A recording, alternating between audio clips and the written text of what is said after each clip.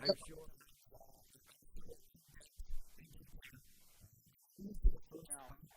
Elbow there by Johnny. Nice elbow from Perrin. The knee. Oh, a beat to the body might have hurt him. Might have buckled Cupcakes for a second, but he's back up to his feet and posting up on one foot. Catch his breath. Left hook. Oh, into the is all right now. Trying to control the knees of Perrin with the left leg.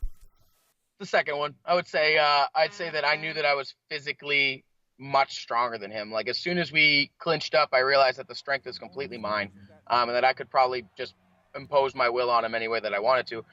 I wanted to spend less time in that clinch. When I touched him to the body, we knew going in that he was soft to the body. Like, he's in the past fights, with certain people, Dan Cormier, obviously, what's his name, Fernando. He got hit to the body and he got rocked and he ended up getting finished or getting close to it. So we knew that his body was much softer than his chin. So we were going to aim for that the whole fight either way. The knee touched, and I remember trying to break off, but he did a good job of keeping me in the clinch. He would kind of hook my leg, if you watch it, up against the fence with his own foot and keep me there. Even though I had the underhook, I would try and break away, but if I did, he kind of kept me there just by pulling in with his leg. After that, I was trying to dig to his body. The clinch work was really not part of the game plan, but as soon as we got in there, it just worked, so that's how it ended up. Yep. Maybe some sprawls. Were you surprised he?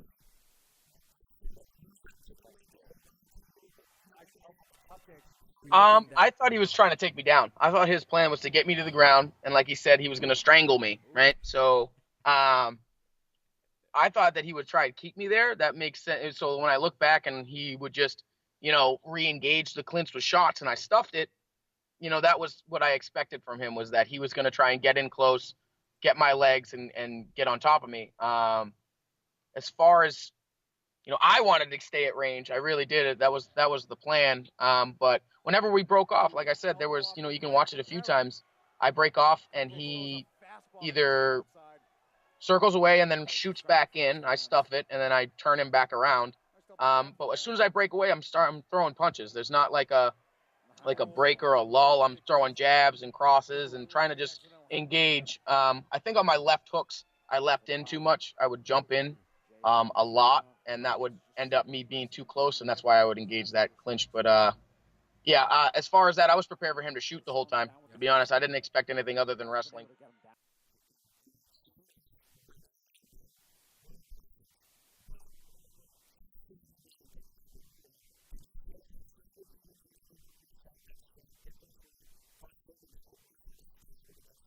Yeah, because I don't like being called a boring fighter. I don't think that generally I am. Everybody has boring fights, I guess. I thought as far as like a Muay Thai clinch work thing, anybody that knows the Thai, I mean, guys, like I come from a Thai school. You know what I mean? Like my clinch is gonna be. I train with Chip Pollard. You don't think that my clinch game is gonna be retarded? Like it's gonna be ridiculous. So. I don't think. I feel like I took a lot of the brunt of the blame for it being boring, because I was dictating, but the clinch was engaged on both sides. You know what I mean? So that's where I take offense to that. I would have rather it been a stand and bang and trade, because I think as the exchanges went on, I was getting the better of him. He would hit me with an overhand, but he doesn't have enough power to finish me, and I knew that. Like there was a point in the fight where he hit me with a big left hook, probably the biggest left hook of the fight that he hit me with. And in my head, I remember he can't put me out. I knew that in my head. I know that he's not going to hit me hard enough to get me out of here. So I would have liked to stand and trade a little bit more and just box him up. I felt like I was hitting him with those liver shots really well over and over. I felt like if I had just done that maybe more during the fight, and maybe brought some knees up the middle as he shot, I would have finished the fight. But, it is what it is. The clinch game is how it worked. I tried to strike and do the best that I could. But next time I plan on finishing the fight. So.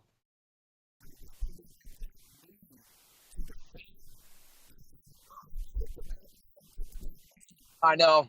My trip, I'll be honest, that's probably the worst part of my Thai game is the trips.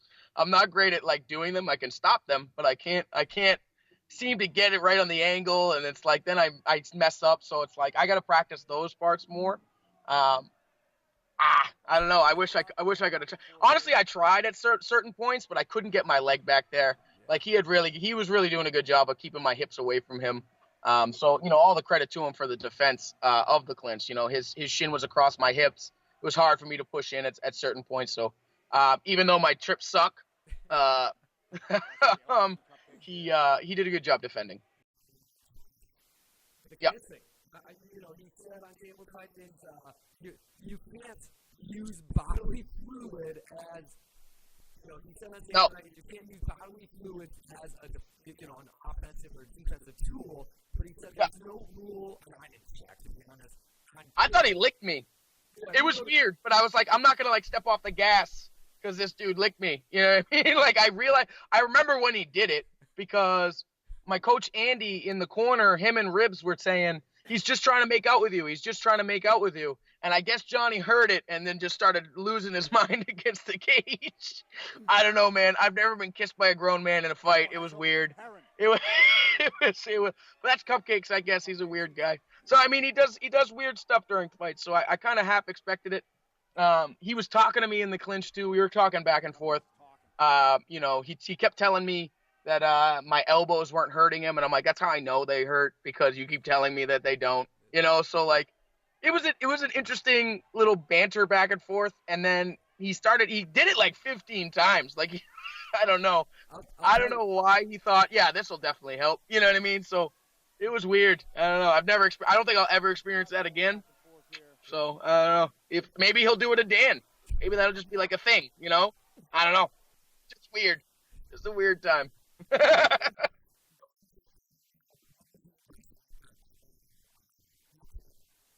My Rebella was telling me shoot up the middle a little bit more. So as we broke off, he was telling me to shoot the knee up the middle, the rear knee, because obviously as we broke off, he was re-engaging with wrestling shots. So we were trying to eliminate that. There was actually one, I don't know the timestamp on it, but there's an exchange where we do break off, and I throw a teep kick up the middle, and I just grazed his chin. But that was basically what we were saying, is that everything else was working well, except we could probably land more off the break if we just bring something up the middle instead of maybe a hook or just jabs. So if we faked the knee, it might prevent him from shooting, or we'll catch him coming in. But that's what Ribz was telling me. Other than that, they were saying stay at range. On the break, the clinch is working fine, but on the breaks, make sure you're throwing more leg kicks. And, if you're going to throw that head kick that I tried and I did land, set it up a little bit better instead of just throwing naked kicks. That was pretty much the advice. Other than that, we were doing fine. Just more up the middle, and the pressure was good. Just if we break off, stay at range and be busy when off the breaks. So, if I elbow and we break off, keep throwing punches, and then see if you can get the knee up the middle.